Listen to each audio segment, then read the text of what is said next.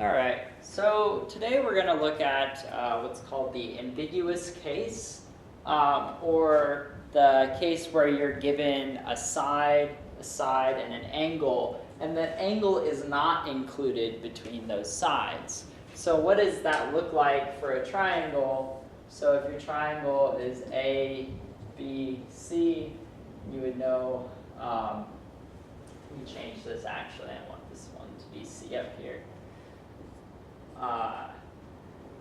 Then you might know this information.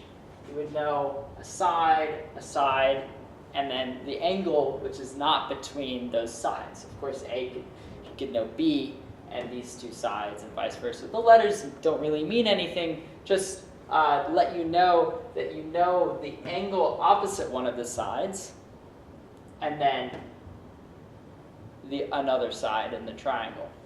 So this is the ambiguous case. You're given angle side, or side angle, however you want to think about it. Now, it's called the ambiguous case because what you're going to find is that there's a lot of different possible triangles that you can make, or in some cases you can't even make a triangle given these pieces of information, given angle A, B, and side B, and little a. So I'm going to try to draw these pictures. Now, one thing to note is that the way I've drawn this is kind of important to put the angle you know down here and pretend like this unknown side is the base of a triangle. So if you visualize it this way, this angle is stuck right here, and this length is stuck right here. And this is our base right down here, which means that if I draw this perpendicular line down, this is the height of said triangle, and the height is static because the height is, if we look at this equation, sine of angle A is h over b, that says then the height is b times the sine of A. So we can replace this right here with b sine A. Okay, so let's do some thinking about what this means. We're going to draw some cases. Let's do it this way. If angle A is acute, what are the possible scenarios we have? Well, suppose this side right here is less than the height. So, do this one. A. A is smaller than B sine A, or the height. This is height of triangle.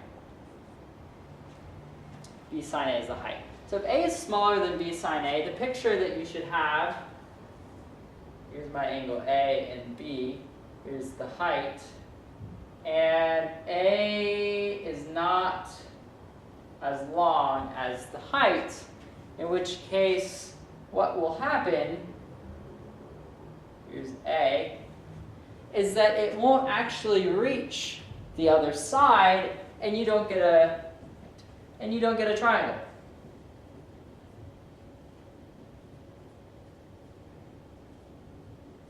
So there's no triangle possible if this side right here can't even reach. If it's not at least as long as the height of the triangle, this B sine A piece, then it's not going to reach.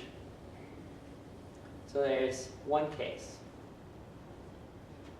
Now you might ask the question, what if it is exactly equal to the height of the triangle? What do you think will happen in this case if A equals B sine A? Here's my A, here's B, there's the height, B sine A, and A is exactly that length. What kind of triangle are we going to make now? A right triangle. So there's one triangle possible, and it's a right triangle.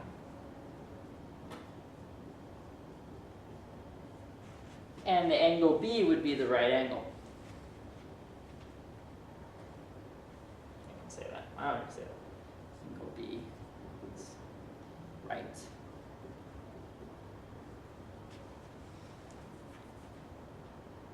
Okay, next possible case is that A is greater than the height, so now we're greater than the height,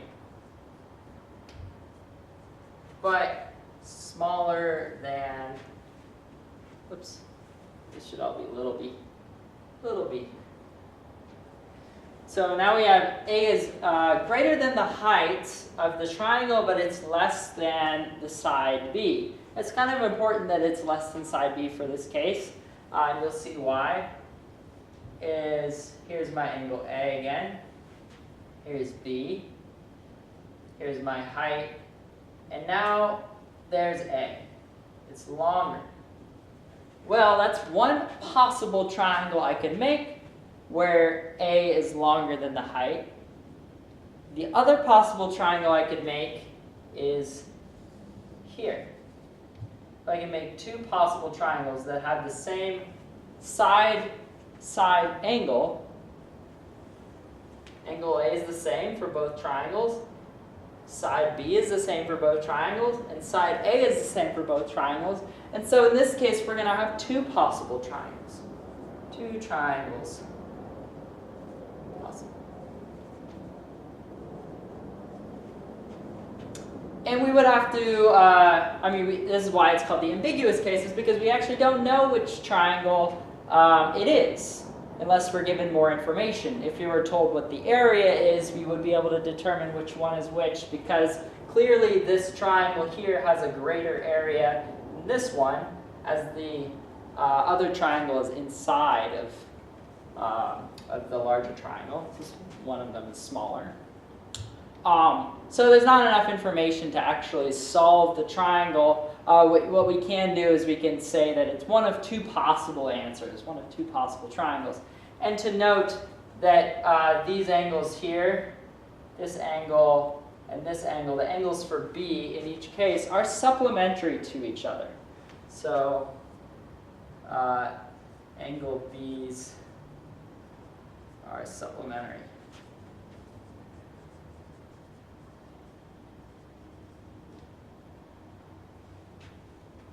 Angle B's for each triangle.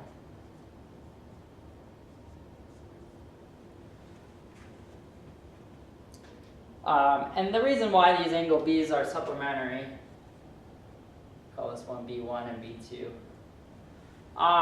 is because when you are solving this one using the law of sines, you get the acute angle and then you get 180 minus that as your two possible answers.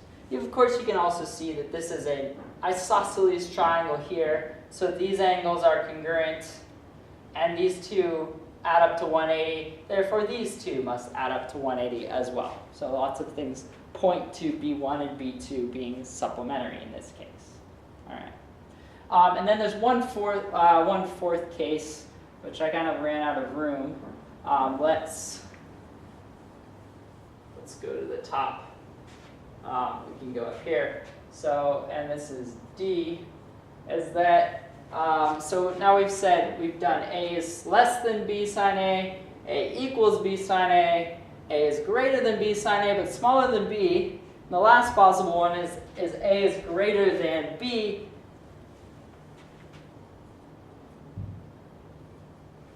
So if A is longer than B, which of course means it's going to be longer than B sine A, because this is always less than or equal to B.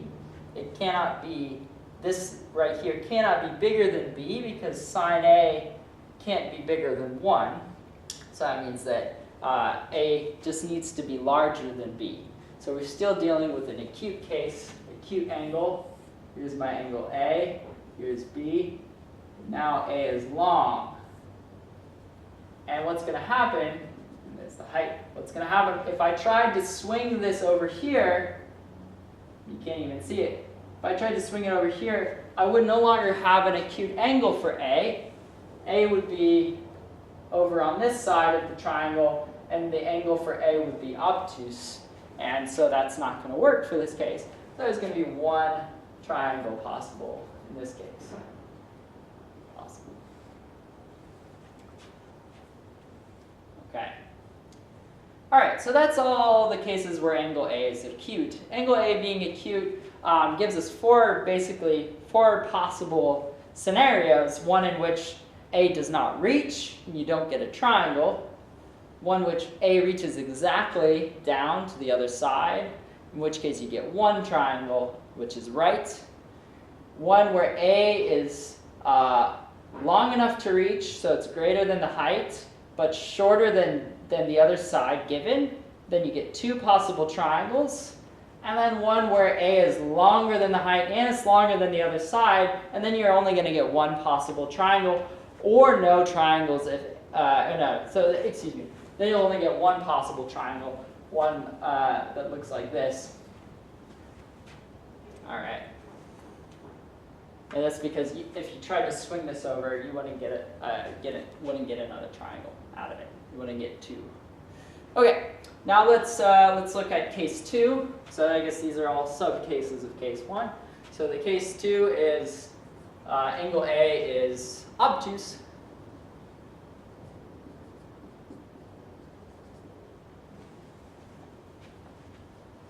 So our pictures will all change. And there's actually only two sub-cases for the obtuse one.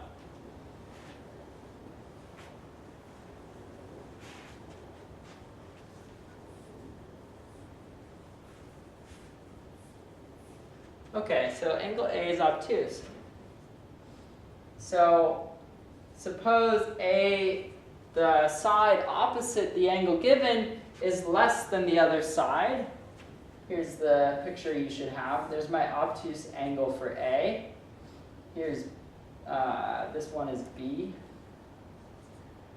And if you look at the picture, what must be true about the side opposite A? It's got to be longer than B. So if A is not longer than B, here's A, it's swinging in the wind and it's not actually going to reach over here and create a triangle. So you don't get a triangle. No triangle. Possible. And of course you might ask the question, what if it's equal to? Well, if it's equal to B, again, no triangle possible. So I can actually say if A is less than or equal to B, if it's equal to, then it just reaches right here, it doesn't go past, so you don't get a triangle made. If it's less than, it's clearly not a triangle. So if A is smaller than or equal to B, you don't get a triangle.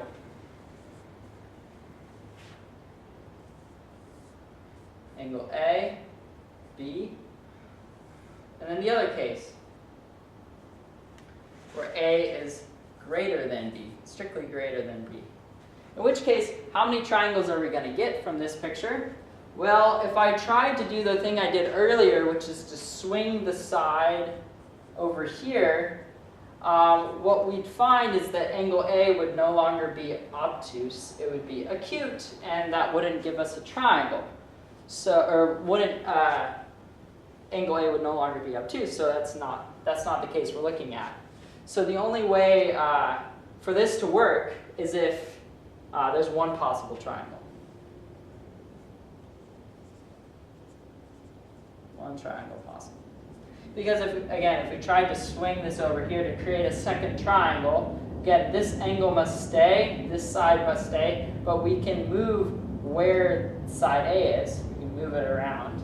It's not going to make a second triangle because the other possibility would have an acute angle for A, not an obtuse angle. There's one triangle possible. So case 2, where it's obtuse, is actually quite nice. It forces the triangle to exist as long as A is long enough. And it's one triangle, and you can solve it. There's no ambiguity about it. And if if A is not long enough, you know that there's no possibility for a triangle to exist. So that's the ambiguous case. we're going to do some examples next. The next video will be some examples of using the ambiguous case to determine how many possible triangles there are and solving those triangles. If there's multiple triangles, we'll solve both of them and so forth. So.